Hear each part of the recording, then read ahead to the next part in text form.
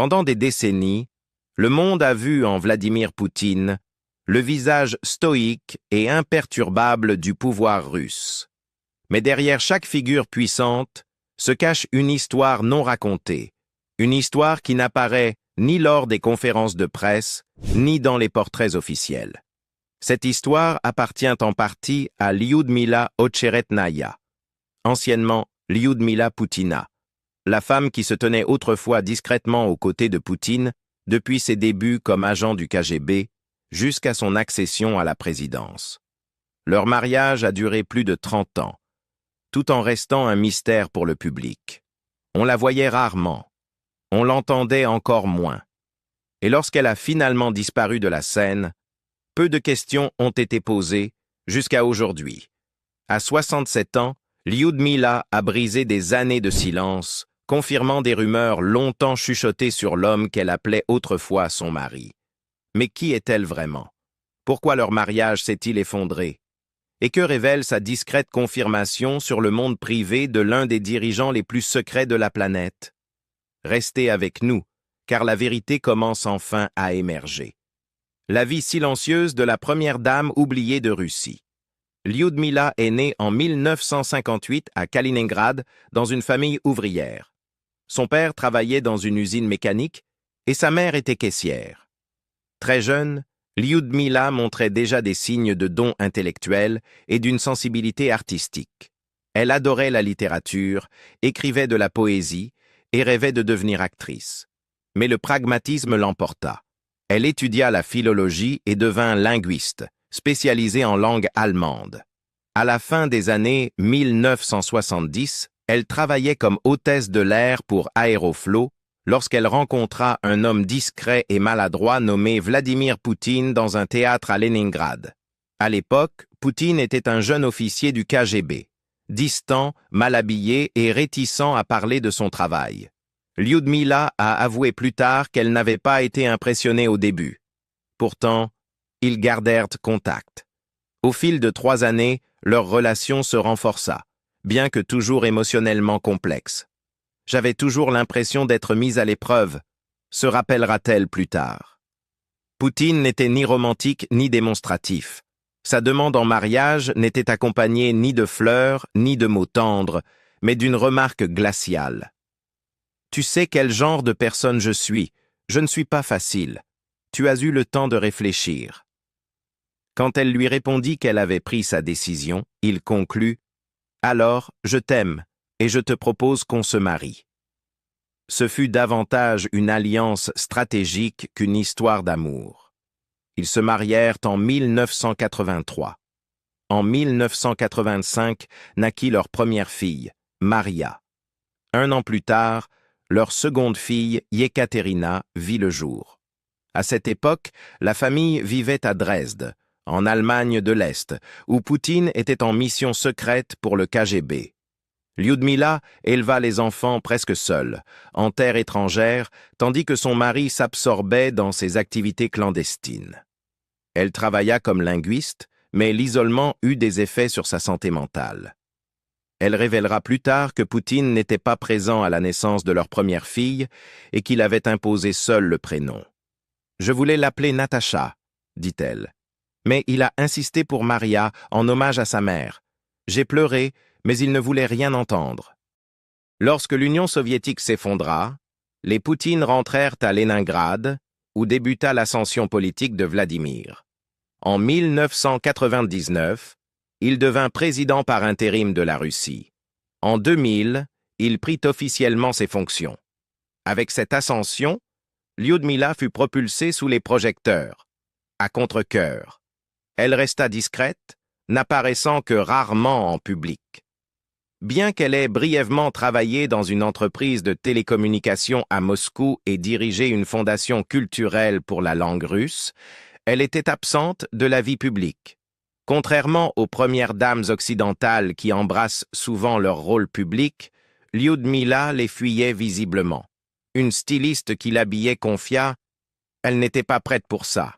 Elle ne le voulait pas. » Elle manquait régulièrement les grandes cérémonies officielles. À Noël orthodoxe ou à Pâques, Poutine était montré seul à l'église à la télévision. Les rumeurs de séparation enflèrent. Certains disaient qu'elle s'était retirée dans un couvent, d'autres qu'elle avait quitté la Russie. Le Kremlin resta silencieux. Puis, en 2008, Poutine fut soupçonné d'avoir une liaison avec la gymnaste olympique Alina Kabaeva. Il démentit et lança aux journalistes de garder leur nez morveux en dehors de sa vie privée. Le journal qui avait publié l'histoire fut rapidement fermé. Le 6 juin 2013, après des années de spéculation, Vladimir et Lyudmila apparurent côte à côte à la télévision d'État, après un ballet au Kremlin. Avec des sourires forcés et un langage corporel mécanique, ils annoncèrent la fin de leur mariage. C'était une décision mutuelle, déclara Poutine. Lyudmila ajouta « Notre mariage est terminé car nous nous voyons à peine. Vladimir Vladimirovitch est entièrement absorbé par son travail. Je n'aime vraiment pas la publicité. » Ce moment fut aussi surréaliste qu'historique. Pour la première fois, un président russe en exercice confirmait un divorce à la télévision. Bien qu'ils s'exprimassent avec respect, la tension était palpable. « Nous resterons toujours proches », affirma Poutine. 10 mois plus tard, en avril 2014, le Kremlin confirma que le divorce était officiellement prononcé. Le nom de Lyudmila fut discrètement effacé des biographies officielles. En 2016, on apprit que Lyudmila s'était remariée. Son nouveau mari, Arthur Ocheretny, a plus de 20 ans de moins qu'elle et dirige une organisation à but non lucratif. Ensemble, ils posséderaient des villas et des appartements de luxe en France et en Espagne. Maria Pevchik, responsable de la Fondation anticorruption, affirma que Poutine avait organisé une dot de plusieurs millions de dollars pour son ex-femme. Elle décrivit Lyudmila comme « jamais une vraie première dame, utilisée une fois par an à l'église comme un accessoire ». Aujourd'hui, Lyudmila mène une vie recluse en Europe. Elle éviterait les médias, ne donnerait aucune interview et n'apparaîtrait presque jamais en public. Tandis que Poutine continue de dominer les gros titres, elle s'est effacée dans une obscurité tranquille.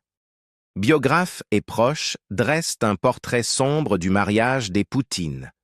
L'écrivaine allemande Irène Pietsch, amie de la famille, rapporte que Lyudmila aurait un jour qualifié Poutine de vampire, disant qu'il l'avait vidé émotionnellement.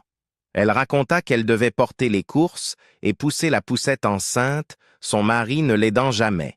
Elle ajouta que Poutine s'irritait lorsqu'elle évoquait l'astrologie et lui aurait un jour lancé « Qui se soucie de tes vérités ?» Dans une rare confession, Lyudmila déclara « Il ne m'a jamais prise dans ses bras. » Même ses tentatives de vendre des sandwichs comme hôtesse de l'air furent stoppées par un pilote jaloux, reflet d'une vie où toute initiative semblait étouffée.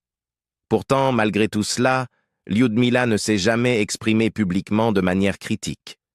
Peut-être que son silence est une forme de survie. Ou peut-être est-ce simplement dans sa nature, discrète, réservée et fatiguée de faire partie d'une histoire qu'elle n'a jamais choisi d'écrire. Qui sont les filles de Vladimir Poutine? Les seuls enfants officiellement reconnus de Vladimir Poutine sont les 2 filles issues de son long mariage avec Lyudmila Shkrebneva, Maria Vorontsova et Katerina Tikhonova. Pourtant, malgré l'attention mondiale immense portée à leur père, les 2 femmes ont vécu dans une obscurité soigneusement orchestrée. Aucune n'a été reconnue publiquement par Poutine de manière officielle, et fait étonnant, il n'existe aucune photo vérifiée du président russe avec l'une ou l'autre à l'âge adulte. Ce secret n'est pas fortuit. Il est le fruit de longues années de dissimulation délibérée et de brouillage stratégique organisé par le Kremlin. Maria, l'aînée, est née en 1985 et a suivi une formation en médecine, devenant finalement une endocrinologue respectée. Connue aujourd'hui sous le nom de Maria Vorontsova, elle est copropriétaire d'une importante société d'investissement dans le secteur de la santé appelée Nomeco et participe à des recherches médicales et à de vastes projets cliniques. Ses premières années d'études l'ont conduite à l'Université d'État de Saint-Pétersbourg, puis à l'Université d'État de Moscou. elle aurait ensuite poursuivi un doctorat en endocrinologie. Pendant un temps, Maria a vécu aux Pays-Bas avec son compagnon, l'homme d'affaires néerlandais Jorrit Vaassen. Leur vie tranquille a pris fin brutalement après la destruction du vol MH17 de Malaysia Airlines en 2014, qui a coûté la vie à près de 200 citoyens néerlandais et déclenché une vague de ressentiment anti-russe. Face à ce contre-coup international, Maria est rentrée en Russie et a totalement disparu de la sphère publique. Katerina Tikhonova, née en 1986, semblait suivre un parcours très différent. Elle a été danseuse de rock acrobatique à haut niveau, participant à des compétitions sous une fausse identité. Mais ces dernières années, elle est devenue une figure clé de l'élite technologique et académique russe. Elle dirige aujourd'hui une initiative de pointe en intelligence artificielle à l'Université d'État de Moscou, où elle exerce une influence considérable dans les milieux scientifiques du pays. Son mariage avec Kirill Shamalov, fils d'un proche allié de Poutine et actionnaire majeur du géant pétrochimique Sibur, a brièvement fait la une. Leur union en 2013 a fait de Shamalov le plus jeune milliardaire de Russie. Mais le couple aurait divorcé en 2018. Ce qui frappe le plus à propos des deux femmes, c'est le niveau extrême de secret qui entoure leur identité. Pendant des années, Maria et Katerina n'étaient reconnues que sous des pseudonymes et ne portaient pas le patronyme Vladimirovna qui les aurait directement rattachées à Poutine. Leur dossier scolaire était scellé, leur localisation tenue secrète et leurs fonctions professionnelles soigneusement contrôlées. Les médias russes, souvent audacieux dans la révélation de scandales politiques et financiers, restent presque totalement silencieux sur les filles de Poutine. Même les journalistes d'opposition évitent généralement le sujet par crainte, semble-t-il, de représailles. Poutine lui-même n'a fait que de vagues allusions à leur sujet au fil des ans. Dans une rare interview accordée en 2017 au réalisateur Oliver Stone, il confirma qu'il était grand-père, mais refusa de nommer l'enfant ou d'indiquer laquelle de ses filles avait accouché. Lorsqu'on l'interrogea plus directement, il répondit un jour « J'ai une vie privée dans laquelle je n'autorise aucune ingérence. Elle doit être respectée. » Cette phrase est devenue une sorte de bouclier pour le dirigeant russe, lui permettant d'éluder les questions sur sa famille tout en entretenant le mythe d'un domaine personnel inviolable. Le secret intense entourant Maria et Katerina a alimenté d'innombrables spéculations sur leur place dans la vie de Poutine et sur les efforts déployés pour les protéger. On pense généralement que les deux femmes vivent sous haute sécurité, que leurs déplacements, leurs communications et leurs apparitions publiques sont strictement surveillées. Certains rapports suggèrent qu'elles n'assistent que très rarement, voire jamais, aux événements d'État, même ceux rassemblant les familles des plus hauts responsables. Leur richesse et leur influence, bien que réelles, demeurent largement invisibles dans l'univers médiatique strictement contrôlé de la Russie. Et pourtant, malgré ce secret, les deux filles sont peu à peu devenues les symboles du cercle intérieur privilégié et protégé qui entoure Poutine. Leur accès à une éducation d'élite, à des investissements lucratifs et à des opportunités soutenues par l'État révèle une structure dynastique cachée, une structure opérant en coulisses de l'image autoritaire du Kremlin.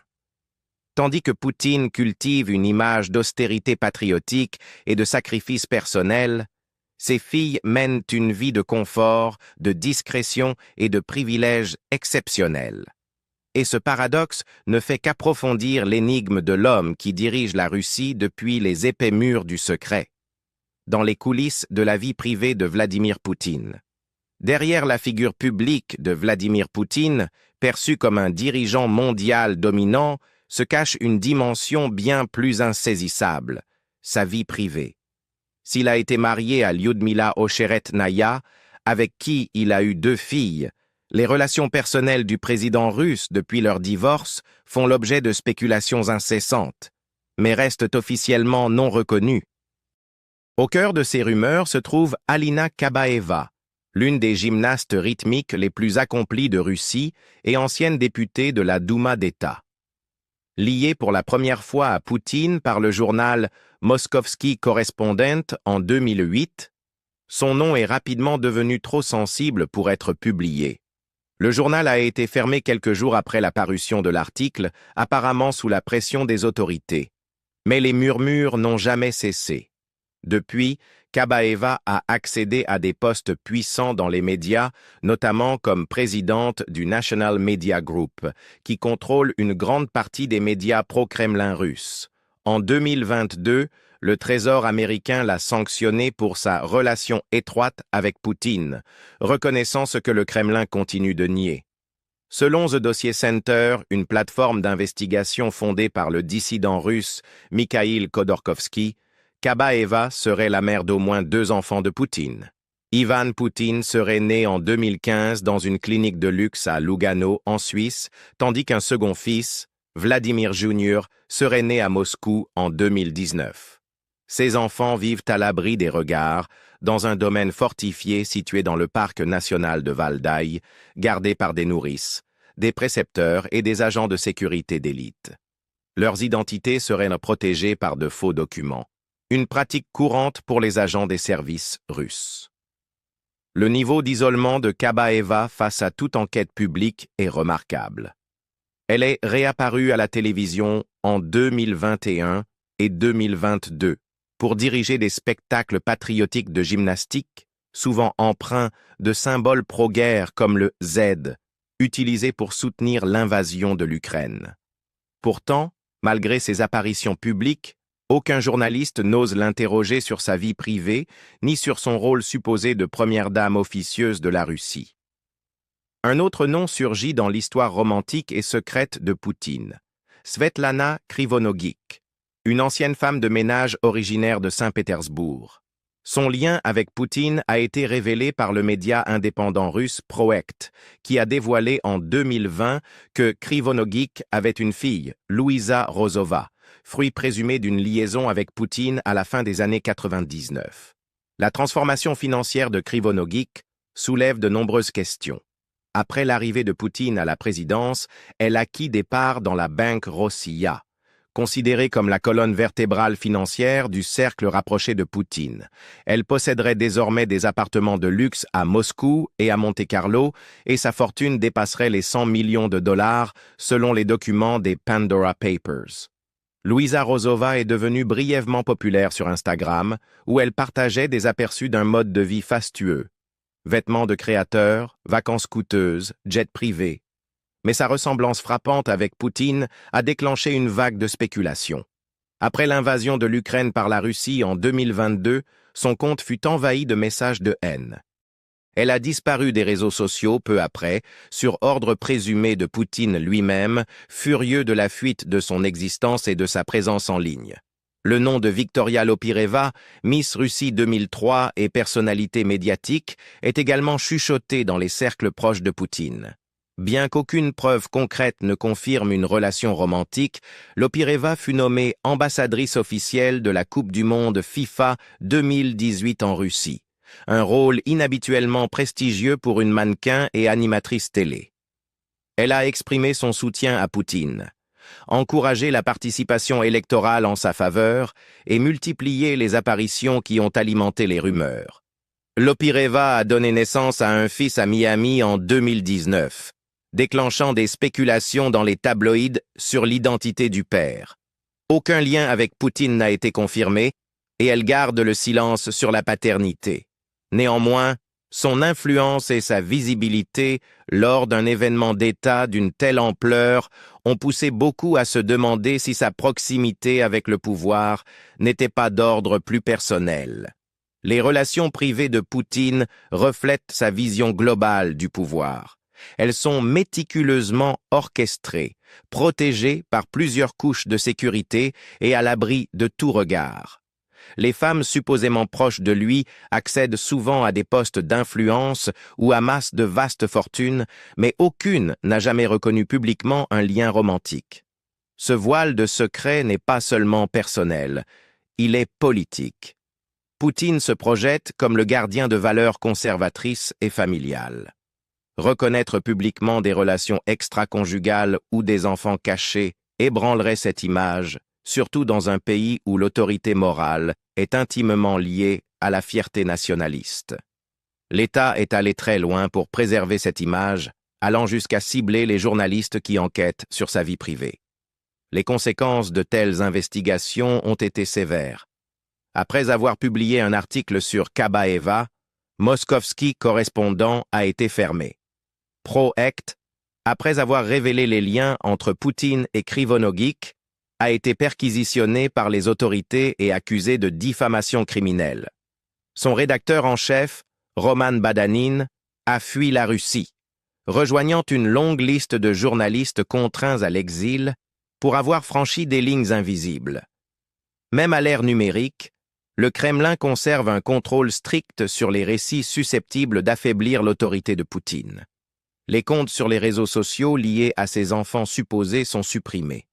Les médias d'État n'abordent jamais ces relations amoureuses. Et ceux qui persistent sont confrontés à des pressions juridiques, à l'intimidation, ou pire. Alors que Poutine demeure l'homme fort incontesté de la Russie, la forteresse personnelle qu'il s'est construite montre parfois des fissures. L'augmentation des fuites de documents, des témoignages d'initiés et des enquêtes d'exilés offre des aperçus fugaces de son monde caché. Un monde peuplé de gymnastes de l'élite, d'anciennes femmes de ménage devenues millionnaires, de reines de beauté et d'enfants secrets élevés dans l'opulence, mais aussi dans l'isolement. Ces révélations, bien que souvent non confirmées, ébranlent la mythologie qui l'entoure depuis des décennies. Elles exposent un homme obsédé par le contrôle, non seulement de son pays, mais de chaque récit, chaque détail, chaque photographie. Et pourtant, même la forteresse la mieux gardée ne peut empêcher la vérité d'émerger un jour. Le monde ne connaît peut-être pas encore toute l'histoire de la vie privée de Vladimir Poutine, mais peu à peu, les murs commencent à se fissurer. Maintenant que son ex-femme a enfin brisé le silence, nous avons plus de clarté, mais aussi davantage de questions. Pourquoi leurs filles ont-elles été cachées si longtemps? Quelle est la véritable histoire derrière Alina Kabaeva et les enfants secrets? Et qu'est-ce qui reste encore dissimulé au public? Dites-nous ce que vous en pensez dans les commentaires. N'oubliez pas d'aimer cette vidéo, de la partager et de vous abonner pour d'autres enquêtes sur les histoires que le monde n'est pas censé connaître.